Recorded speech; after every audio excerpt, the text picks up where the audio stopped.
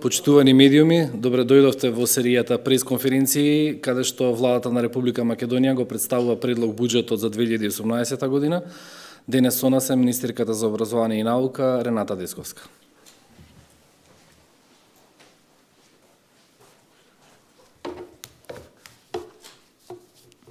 Почитувани представници на медиумите, ви благодарам за вашето присуство.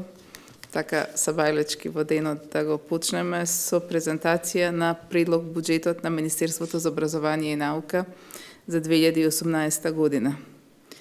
Водејќи се од начелата на одговорно, транспарентно и отчетно владење, со оваа пресконференција сакаме да обезбедиме поголем увид во целите кои што треба да бидат постигнати во образованието за 2018 година. Буџетот на Министерството за образование и наука за 2018 година е развоен буџет со кој ќе инвестираме во квалитет на образованието и во подобри услови за сите. Вкупниот буџет на Министерството за образование и наука за 2018 година изнесува 25 милиарди 2 милиони 838 илјади денари, односно 406 милиони 555 илјади 211 евра, што представува зголемување од 5% во споредба со оваа година. Гледано во рамки на вкупниот буџет на Република Македонија, буџетот на Министерството за образование и наука учесува со 11,8%. Поделен по нивоа на образование и дејности, буџетот на Министерството и образование и наука изгледа како што можете да видите на графиконот. Околу 45% од планираните средства од вкупниот буџет на МОН се предвидени за финансирање на потребите на основното образование.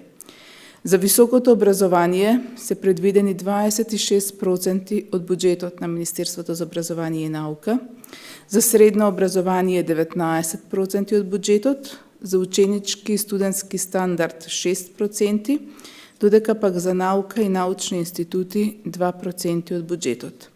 За администрација се одвојуваат околу 1,8% и 1% се однесува на останатите проекти.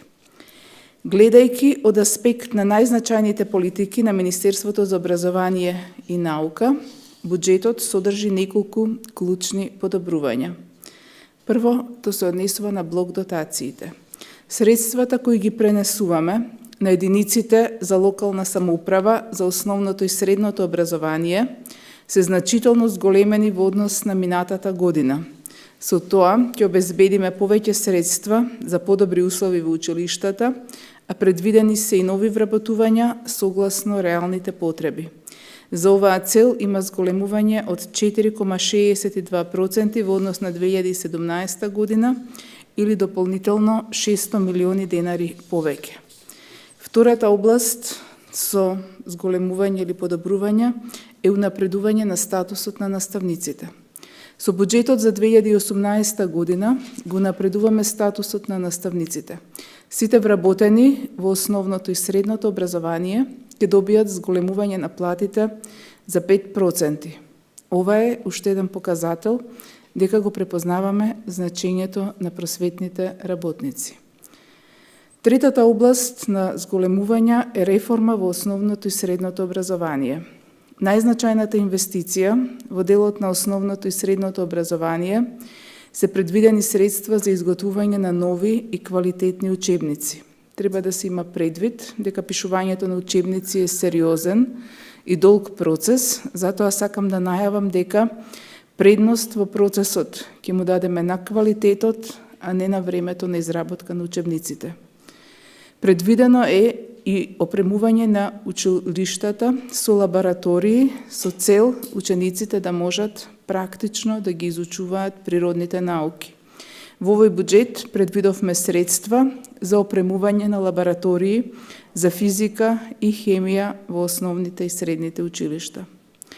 За прв пат се обезбедува и поддршка за учество во меѓународни научни олимпијади и меѓународни надпревари за основно и средно образование во износ од 9 милиони 200 илјади денари. Воведуваме проект кој ќе ги стимулира најдобрите основни и средни училишта. За таа цел предвидуваме 6 милиони денари за најдобрите основни училишта и 6 милиони денари за најдобрите средни училишта. Во делот на средното образование овозможивме вработување на нови стручни лица, дефектолози, медицински лица, логопеди, социјални работници и наставници за изменетите програми за учениците со посебни образовни потреби. Во делот на ученичкиот и студентскиот стандард, вкупно издвоените средства за оваа намена се 1 милиарда и 270 милиони денари. За прв пат се обезбедуваат 80 милиони денари, од кои за реконструкција на ученичките домови се обезбедени 30 милиони денари, додека пак за опремување на ученичките домови се предвидени 50 милиони денари. За студентскиот стандард се планирани 660 милиони денари, што представува подобрување на буџетот од 2017 година за повеќе од 50 милиони денари. Капиталните инвестиции во буџетот за 2018 година се на висина од 2 милиарди 140 милиони 24 илјади денари. Од нив за изградба и реконструкција на основни и средни училишта се обезбедени 282 милиони 600 илјади денари во 2018 година. За изградба и реконструкција на основните училишта се обезбедени 15 милиони денари повеќе. За изградба и реконструкција на средни училишта се обезбедени 70 милиони денари, односно повеќе за 37 милиони денари. За реконструкција на посебните основни и средни училишта се обезбедуваат средства во износ од 20 милиони денари, за опремување на посебните основни и средни училишта се издвоени 10 милиони денари. За изградба на спортски сали 248 милиони 458 илјади денари, додека пак за средното образование се 68 милиони денари. Во делот на високото образование посебен фокус ставивме и во подигнување на квалитетот на високото образование. Во 2017 година основниот буџет за високо образование изнесувал 2 милиарди 553 милиони 668 илјади денари, а за 2018 година се предвидува зголемување од 20%. И тоа, зголемувањето кај Универзитетот Свети Кирил и Методи е 8,55%, Универзитетот Климент Охридски 15% повеќе, Државниот универзитет во Тетово бидејќи во минатите години имало зголемено финансирање, тука имаме намалување. Во Универзитетот Гоце Делчев предвидени се 4,22% повеќе. Понатаму, УМТ сега има 30% повеќе и УНИТ 44 милиони денари повеќе.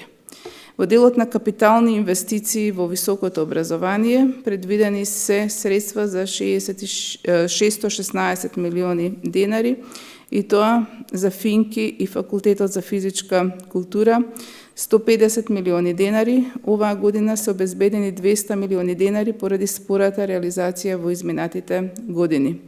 Кај УКИМ за капитални инвестиции имаме зголемување од 555%, бидејќи со оглед на тоа што оваа година се предвидени 59 милиони денари, а во минатата година, односно оваа тековнава година, тие средства биле 9 милиони. Кај исто така зголемување се обезбедени и во другите универзитети во делот на капиталните инвестиции. Значи, станува збор за развоен буџет во кој што акцентот го ставаме на обезбедување на квалитет на наставата, што ќе значи зголемени блок дотации за училиштата, понатаму, односно за општините, понатаму зголемување на платите на професорите, која што е тенденција која што треба да се задржи и за годините кои што доаѓаат, вложување во ученичкиот стандард, средства наменети за изработка на нови учебници, средства за опремување на лаборатории и капиталните инвестиции во високото образование. Ви благодарам. Имате ли прашања? Повелете. Господ Десковска, би сакал да ја прашам околу ревизијата на учебниците. Тоа што беше најавено и од премиерот Зоран Заев, вклучено во договорот за добрососедство со Бугарија, но и од министерот за надворешни работи Никола Димитров за формирање на заедничка комисија, односно комисија меѓу професори од Македонија и од Грција, кои што би ги разгледувале особено историските учебници. Има ли некој нов момент во целата оваа ситуација? Дали тоа што премиерот Заев најави дека веќе во македонските учебници не се споменува бугарски фашистички окупатор, дали тоа веќе се спроведува? Значи, ревизијата на учебниците е процес кој што ќе трае и процес кој што ќе ги опфати сите учебници, кои што се нотирани грешки, дискриминаторски, говор на омраз. Ќе опфаќа учебници кои што содржат невистинити факти, како што добивме ние укажувања по географија, за голем број учебници дека има проблем, грешки кои што се во преводи на некои учебници кои што се користат од странство, значи тоа ќе биде процес кој што ќе ги опфати сите учебници. Процесот на ревизија на учебниците ќе оди врз основа на законските прописи во Република Македонија. Ние имаме закон за учебници, врз основа на кој се објавува повик за изработка на учебници, автори се јавуваат и тие изготвуваат учебници. Потоа се гледаат од рецензентска комисија и се одобруваат од Националната комисија за учебници. Друг процес кој што е надвор од законската рамка нема да постои, значи она што се однесува на ревизијата ќе биде во рамките на законската рамка. Она што ќе значи ревизијата нема да биде ревизија на факти, туку ќе биде ревизија на невистинити факти. Значи, некои работи што се случувале ниту јас, ниту било кој не може да ги бришат во историјата, но говор дискриминаторски, говор на омраза, говор на предрасуди, говор на стереотипи, секако може да биде отстранет и треба да биде отстранет од учебниците. И како еден од примерите дека имаме заложба да не ги учиме нашите деца на стереотипи, е тоа што јас еден од првите чекори во моето министерство кога влегов беше да бидат исклучени од употреба 2 учебника заради тоа што содржаа предрасуди. Така што тоа е процес со цел да овозможиме на учениците да стекнуваат знаења кои што се современи знаења и знаења кои што се компатибилни со она што треба тие да го научат и со наставните планови. Уште едно прашање само. Дали од Министерството за образование и наука би било побарано, дали од Министерството за надворешни работи да се формира некој тим кој што би влегол во преговори или во ревизија заедно со грчки колеги? Не. Во мојот мандат не. Претходно дали имало нешто такво, не знам.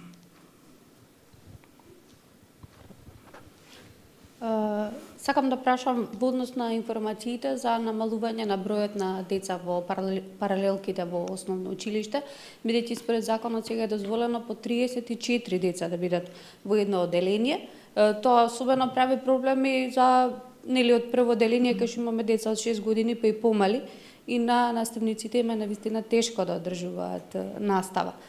Кога би можеле да очекуваме некоја законска измена во однос на тоа?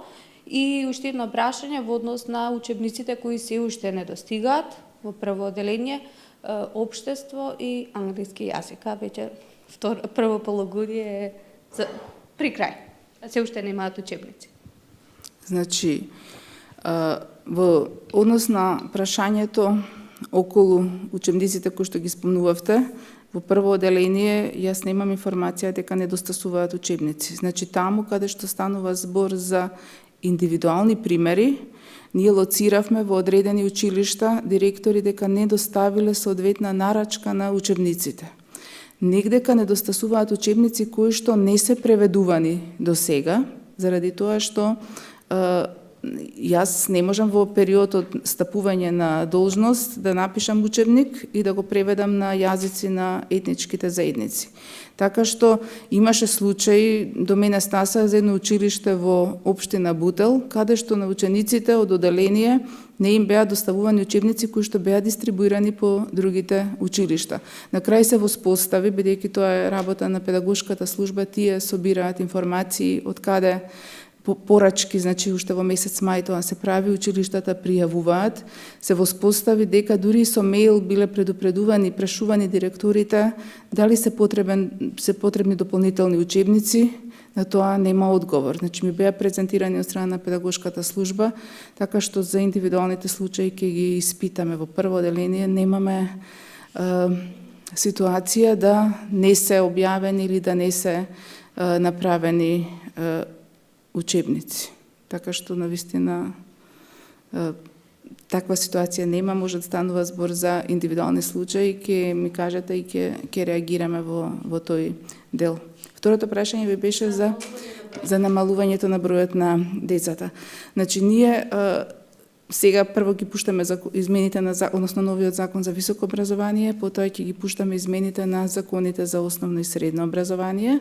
Целта е да се намали бројот на ученици, со тоа што една од причините заради која што воведуваме дополнителни вработувања, односно во буџетот предвидуваме дополнителни вработувања и во основните и средните училишта, е дека некојаш ќе ни се јави потреба и за дополнителни вработувања кога ги намалувате паралелките. Секако, законската можност ќе содржи распон. Значи, јас нема да бидам во состојба да фиксирам дека идеално би било да имаме околу 20-24 деца максимум. Но во некои средини сме свесни дека имаме преголема популација и преголем број на деца. Јас морам да ви кажам дека оваа година во некои средини одобрував и паралелки со 7 деца. Значи имаме средини каде што нема деца, каде што учат во едно оделение 7 деца, а има паралелки каде што има повеќе од 30 деца. Значи некаде каде што ќе нема просторни услови, ќе се обидеме да го решаваме проблемот со повеќе сменско работење во училиштата.